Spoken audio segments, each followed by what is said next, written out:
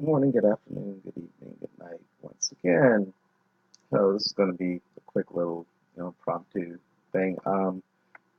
I just finished watching Iron Fist season 2 a little bit ago, and definitely much better than Iron Fist season 1, which was I have to say, the extremely weak link worst of the Marvel Netflix first seasons and in general overall, in my opinion at least. Um, but yeah, season 2, which for one cut its episodes down a little bit from, I believe, like the first season was 13 to 10. I think that was a good step. Um, but like I said, I think it was done really well. I liked, and this, as I'll put in the thing, is, spoiler filled. So if you haven't watched Iron Fist season 2, you're warned. you know, um, Go watch it. That's my recommendation, and then come back. But I have to say that I like it.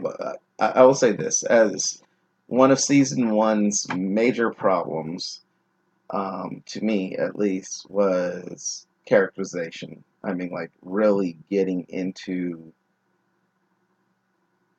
developing characters. I mean, yes, it was, all about Danny coming back into the world, yada yada yada, but it was all the whiny, this, I'm the Iron Fist, yada, whiny, whiny, whiny this, whiny this, but didn't really, for lack of words, I guess, have meat, that really made you invested and care about him.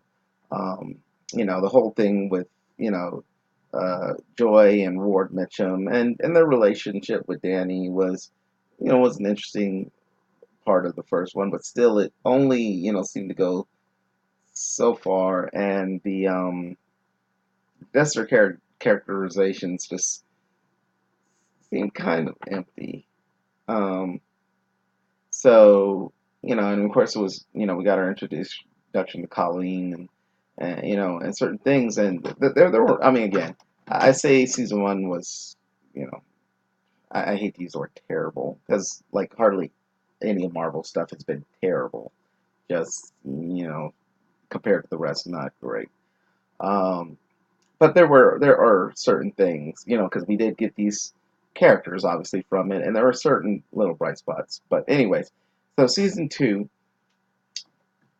where one I think lacked a lot of that, season 2 gave us more of that. I mean, mainly, of course, as Danny is the Iron Fist, from the backstory, if you will, of or the relationship between him and Davos. Which again, we saw Davos in season 1 a little bit, um, but of course, Davos was the main antagonist through all this, and you know, seeing their dynamic, I really liked it, and of course, seeing others' reactions because of that, Focal One was very nice, and of course, you have the Joy and Davos relationship. Um, you have and well, I'll get to Mary in a little bit. And of course, you have more of Danny and Colleen, as a couple, and which their dynamic, their chemistry, I think is okay. And of course, the background of the Triad Wars and all these other little sprinklings of characters, they didn't feel just completely shallow, completely like thrown away, which is good because even when you only have a character for a couple episodes or even a episode, you want to give them something that again makes the watcher kind of be like, okay, that they don't feel it's just okay, a throwaway character, who cares about this, but that they do have some, they care for the character, or they have an interest, even if you can tell they're going to end up being gone, within a few minutes or the end of the episode. Again, if it's just random thug 1, 2, 3 getting killed off, of course you don't have to develop character. Who cares? But I mean something as far as even like with the whole triad angle. you know, Mr. Yang as the head of the of the Hatchet triad, and after trying to, at Danny's behest, at Danny and Colleen's behest, try to sue for peace with the Golden Tigers because of the deal he had with Davos. Davos gives him the stroke, and and with that, so Mrs. Yang takes over, which I like the, even though it was only a bit part or smaller part. I like Mrs. Yang, but you know there was that little bit of character development along the story. Again, as the whole through story is Davos's problems with Danny, or Davos and Joy's problems as it becomes more evident in the series, um, with Danny. Did I say Gary? Mary, Danny. And again, of course, how Danny and Colleen are reacting to all these things going on as they're finding more and more of the truth of things. I mean, overall, it's just really good. Um, when I heard that Typhoid Mary was going to be the villain, or a villain, in this, I was like, okay. Because I mean, I know a little bit of Typhoid Mary from her in the comics, but I don't know a lot. I didn't know a lot of the comic backstory and all that. I mean, of course, her comic version, you have the you know punk rocker type look hair, all out the hair, makeup down the face, and to of course illustrate the split personalities and whatnot. Um, so I do like how and hearing that Alice Eve was going to be um, Mary, I was just like, okay, I, I don't know if again I didn't know a lot about Typhoid Mary, but the little bit I did know, and the little bit I had seen her in comics, I was just like, okay, I don't know if I could quite see this because again, I mean, well, I'm sure because I don't think I've ever seen Typhoid Mary without the drawing, without the makeup and all that. So I'm sure, is a beautiful woman and all that. But seeing Alice Eve, who is a gorgeous woman, a few things I've seen her in, good actress.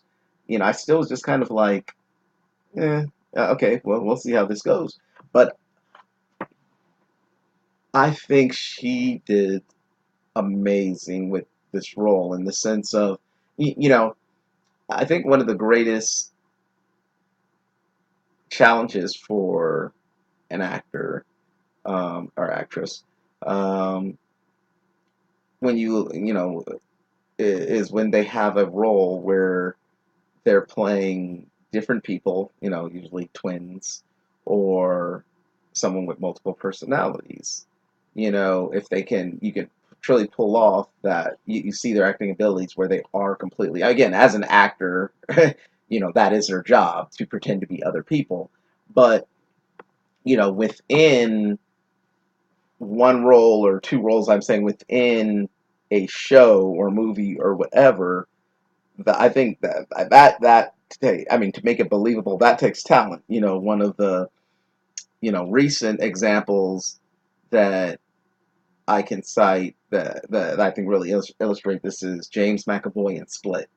I mean, all the I even forget how many. I know the total. I believe was it 18 or 21. But I mean, which we didn't see all of his personalities in there. We only saw like 5, 6, I think, main ones. But still the excuse my phone.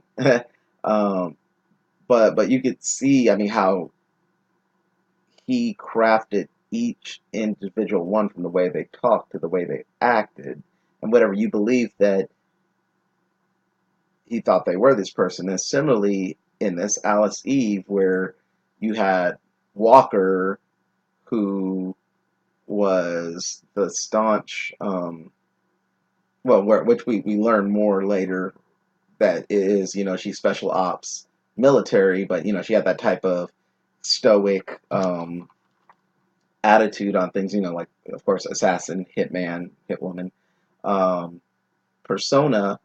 Um, you see that sternness, that coldness, that cold, calculated demeanor, and then of course you have sweet, mousy Mary, who is just like, oh my God, what I do, what's going on, truly cares, and just seeing that dichotomy is interesting. Even to the thing which you see another split personality, at least that they know of each other. Um, Portrayals in TV movies, and I mean, I'm fairly certain, in real life this happens too, where at the very beginning you see where Walker leaves post-it notes for Mary, and then eventually Mary leaves the video for Walker near the end of in the middle of the series. But I think she played that role very, very good, and then of course the uh, revelation that there is another personality, a third, if not more, personalities, which I will just call Typhoid myself, from the character's name, Typhoid Mary. Um, that Walker always thought that Mary somehow convinced someone to help her get out of prison in Sokovia, from which is, we know Sokovia from Age of Ultron. Of course, the timing of it, who knows exactly when that is. But but yeah, and then whereas Mary always thought that Walker was the one that got her out of there, and then it's revealed that it was neither of them, that there has to be another personality, but again, who I would call Typhoid. So, that that opens up some interesting possibilities. I mean, for her character, and that we'll see her return in the um, I guess I'll call it MCUN, Marvel Cinematic Universe, Marvel Cinematic Universe Netflix. Or maybe it should just be MNU, Marvel Netflix Universe. Anyway, um, but yeah, so it, I thought that was great, and like I said, overall the story, losing the Iron Fist of Davos, trying to get it back, and then Danny, because of his um, for lack of a better word, addiction. As Ward, again, kind of as a parallel, I guess you could say, as Ward is dealing with his own demons and addictions. With the whole NAAA thing. Um, it's interesting. I didn't even really think about that until I actually, as I just said that, it's an interesting parallel. But yeah, as Danny realizes that, again, as he said, the fist filled a hole, a void, but of course not in a good way, that he just consumed with wanting to use the fist and be the fist, and that became his primary thing. And so when it came to getting it back from Davos, he was like, I can't do this. I'm not fit to use this. Um, and when they first came back and they suggested Colleen take it, I was just like, okay, well, let's see how it goes. Um, and I mean, I'm gonna say I'm not mad at that. It's just gonna be interesting now. I mean, are we going to, I guess, get a season 3 or cameo in other series, where we do see more of Colleen as the Fist? Or, well, I guess now, because it's also the thing, because, again, spoilers, at the very end, the last two scenes, if you want to put it that way, or last scene split um, of the series itself, we see Colleen, who has the White Fist, and I guess both her and Danny have learned a trick where the power of the fist can be channeled through a weapon, as her katana, it glows white, and it says a few months later, so obviously she's been doing this for a little bit.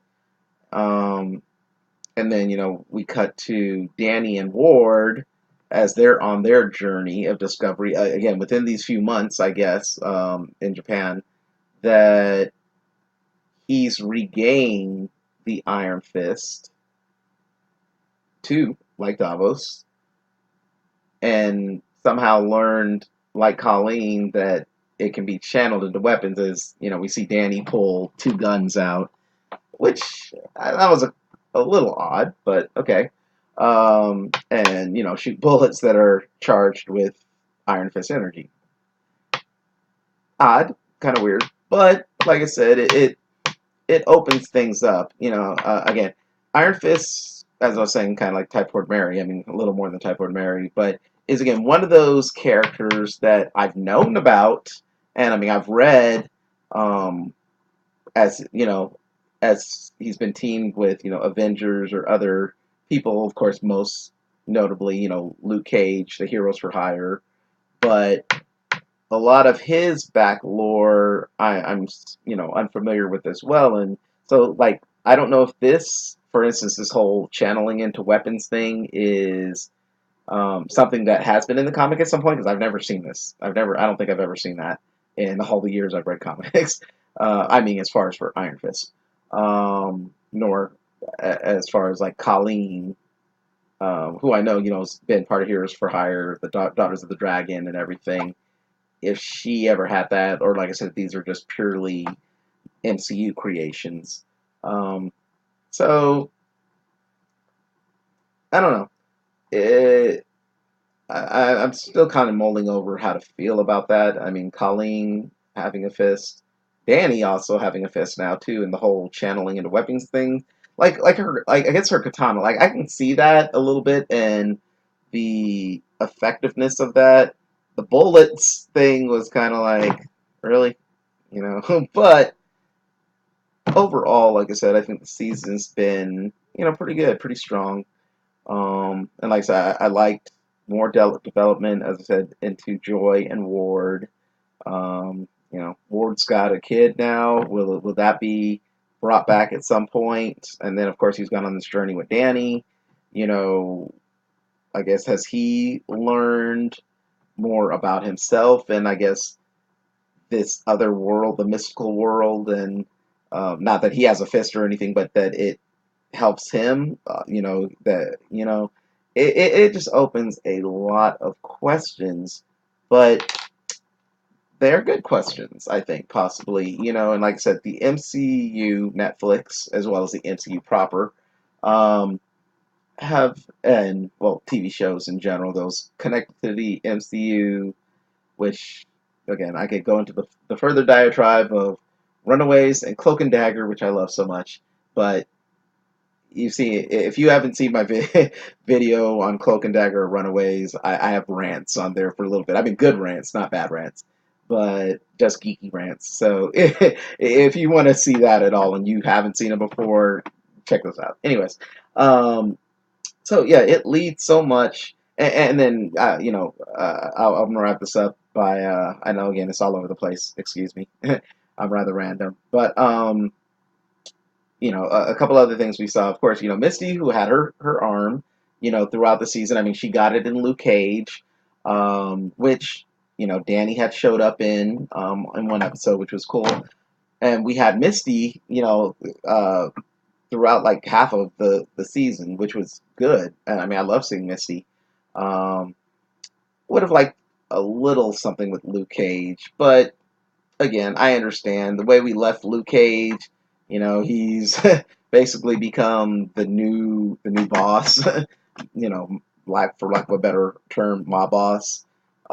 Which Misty, as she expresses in the last episode, she's not too happy with that. And I guess, as she said, it's good to know that she has Colleen's fist if need be. One of the only things that could probably hurt him. I mean, really do something to him. So, I mean, will we see something with that dynamic? I mean, there was no announcement of Defenders 2 anywhere down the line. Um, we have Daredevil 3, which I'll make one more comment on in a second. And we know we have the next season of The Punisher coming. So, but after that, who knows? I can't remember if. I think Jessica Jones has been greenlighted for a third season. I'm not sure. I'll have to look that up again.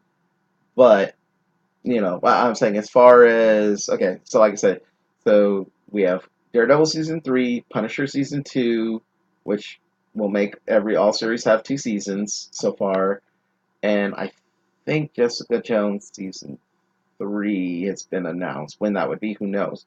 But yeah, I there's just so much in this playground to explore, and like I said, overall, I love what they've done. And if it was, of course, put online, which I didn't watch it, but until I wanted to watch it when it, at the end of Iron Fist, there's the little clip promo for Daredevil season 3, after the credits, and Netflix logo even went that, you see Matt Murdock, Daredevil, obviously alive.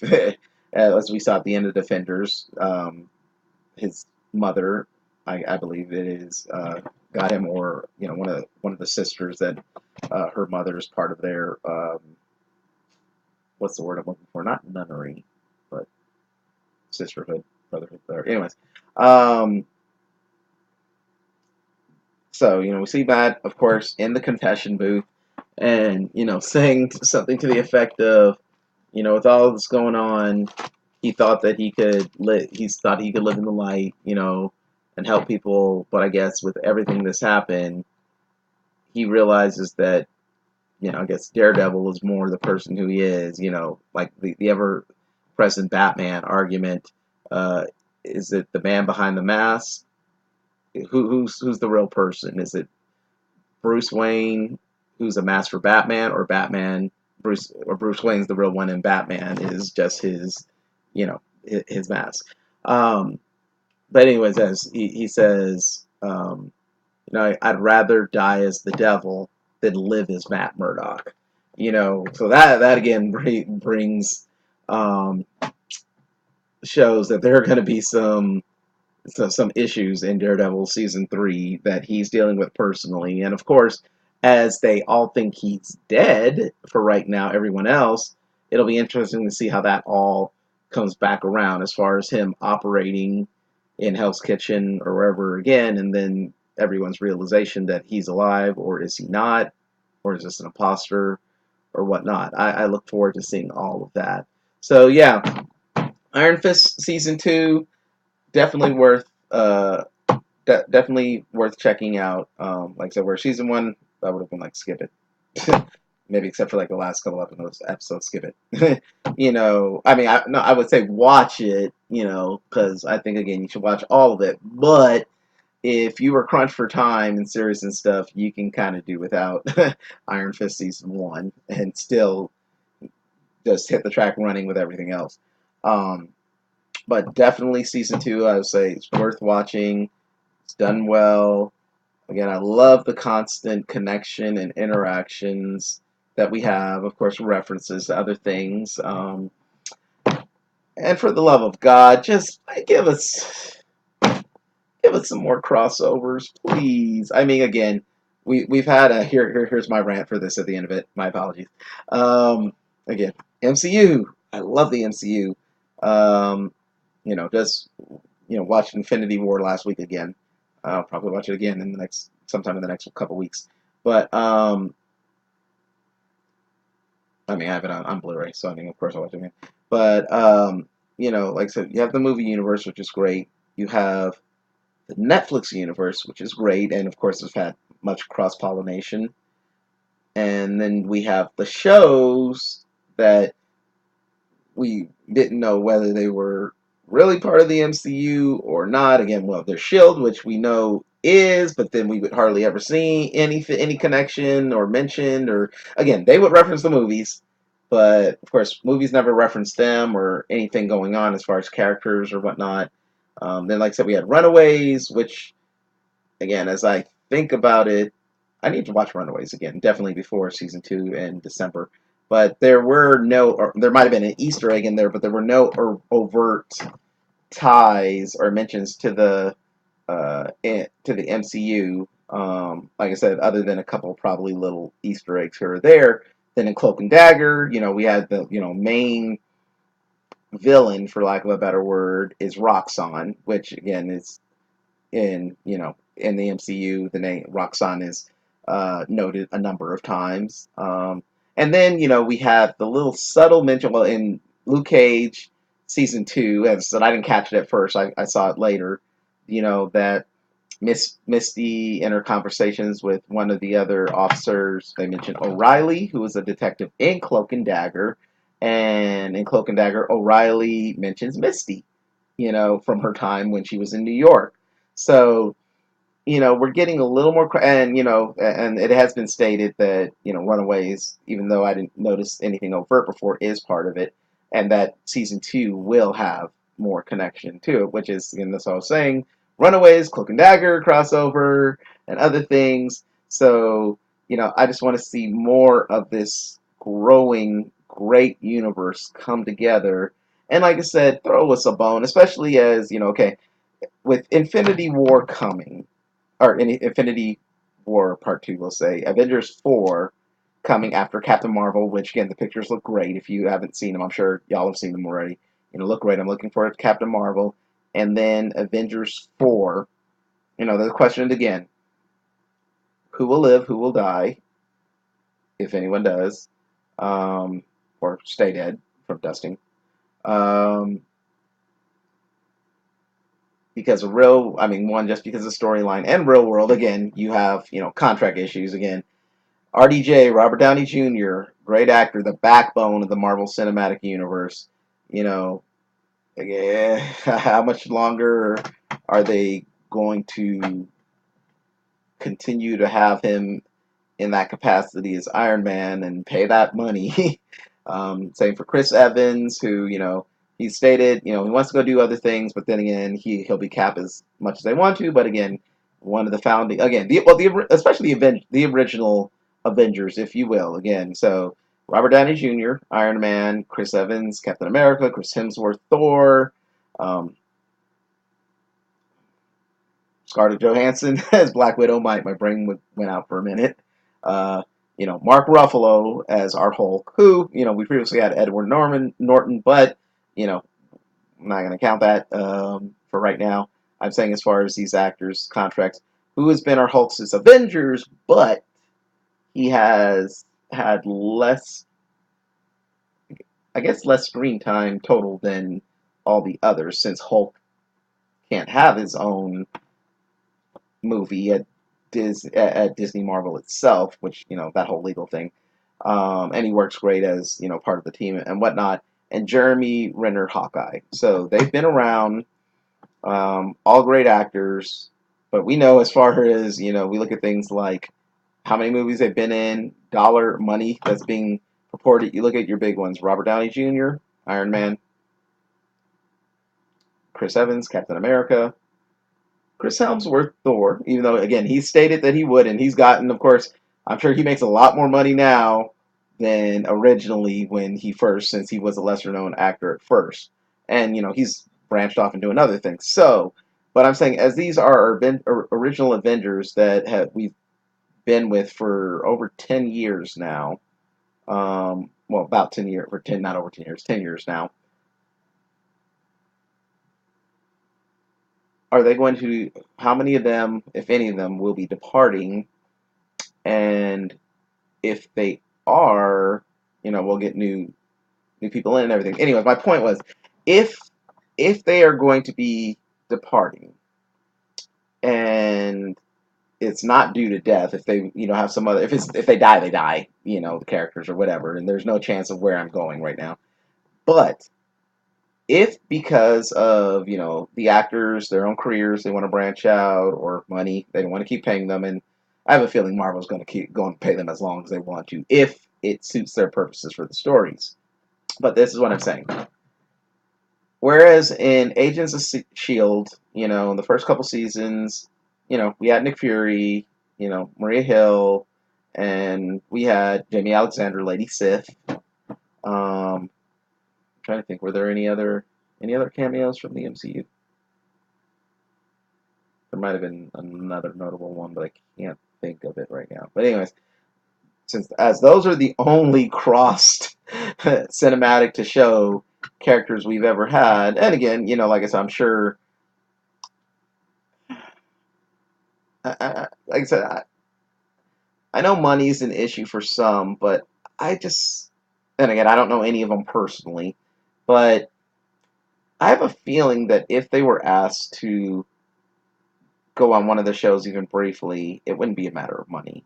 I mean, of course they'd want to get paid because they're actors, but I don't think obviously I don't think they'd ask for like movie money or whatever. Again, I mean, you have Samuel Jackson, who's one of the greatest actors, but he's in a lot of different things. I mean, from again big movies like the Avengers, Jurassic Park, again originally Unbreakable, soon to be Glass. I mean, Pulp Fiction to doing voice work like for Afro Samurai, Jim Rummy in Boondocks and stuff. I mean, a guy who obviously he's all over the place. He makes bank. He's a actor in demand. But I'm guessing he had no problem being in, being the couple few times. It's only been, really since the beginning. But being in Agents of Shield and Colby Smulders too as Maria Hill. So my point is this: for our bigger actors, if they were to retire, we'll say for now, not their characters being killed, which again, Avengers 4, who knows what's going to happen. But as far as retire and step down for those roles, it would be like really cool, really nice if, of course, it fit the storyline somehow. If we could just have a quick little cameo by them in some of these other shows, be it the Netflix or the Freeform ABC Family ones, be it their face on something. Even I mean, even if it's something as simple as that, like we see Stan Lee all over the freaking place. Even if it's something like that, or like in like in Spider-Man: Homecoming, where we have the videos by Captain America, the educational one, something like just even that would be just so freaking awesome. Something that probably wouldn't take all that much time, a couple hours here, this, or again, the infamous shawarma scene at the end of Avengers. That was done after the premiere of the movie. They were like, okay, we got everybody here. Yeah, Chris Evans has a beard. Let's smack a little stuff on him, and he's got to cover it up. Let's film this. I believe that only took. I believe that took a couple hours, something like that.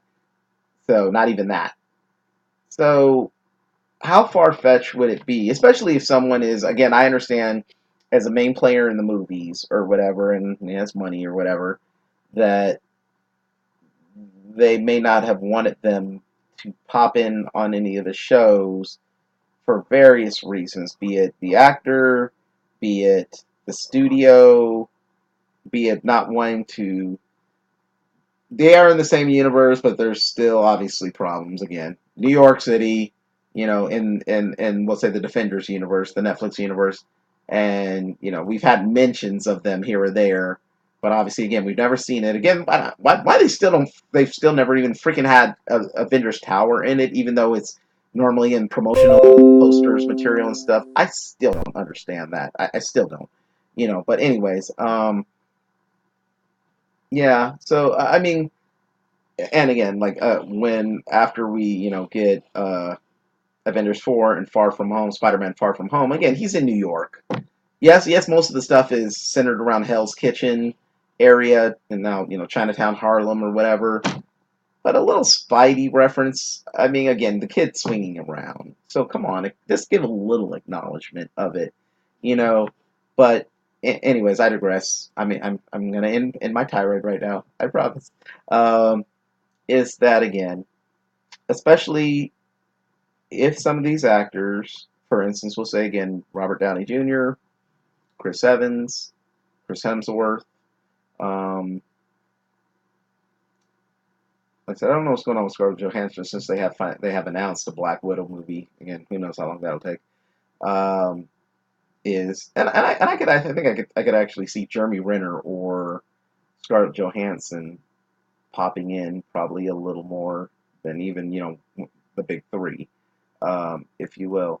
But if their characters are going to be retiring or something where they're not just dead, then why not have just a quick little something? Like I said, a cameo, uh, see them on a TV somewhere, a newspaper reference. I mean, it would be cool just to see that actor again, not for just like walk on, hey, how you doing? That's it. To have a small little role of something that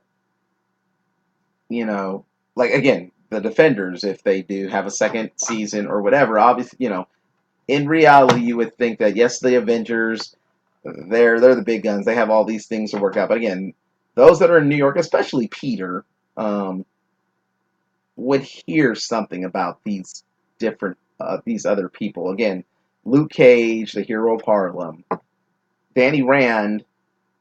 You know, again, he's a billionaire as well, like Tony.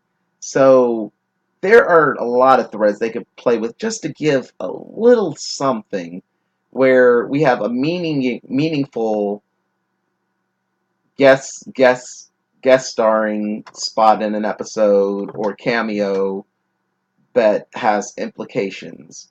Again, it could just be a quick little something, preferably something through like one episode, that feels organic or something. I think that would just be really cool. Again, if we do lose, I mean, hey, again, if we have Robert Downey Jr. for another 5 Avengers movies, Chris Evans as Captain America or whatever, awesome. And then all the more, I would be like, again, throw us a bone here. But especially if, as a lot of people speculate, there's of course going to be deaths.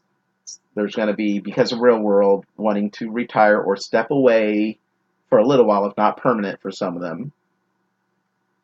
Why not have a spot on one of the shows? Just a little something. But anyways, that was my rant, completely off subject. This is originally about Iron Fist season 2. Good series. A good season for the series. Um, Check it out if you haven't. Let me know what you think if you've watched it already. Um, and my additional rant if you have any thoughts to that as well. As always, feel free to share, subscribe, hopefully get that like rather than unlike, if you do either. And feel free to leave a comment. If you saw Iron Fist season 2, well, even season 1, season 1 and 2, and then thoughts in comparison as well. Feel free to send me a message, leave a comment, let me know what you thought of each of them. Um, like I said, any other thoughts for me and Justin as far as my videos, my content, are always appreciated. No trolling. Trolling sucks. It's bad. Again, can't we all just get along? The internet can be a nice space, people. It can be. It doesn't have to be negative. But anyways, thanks for watching as always.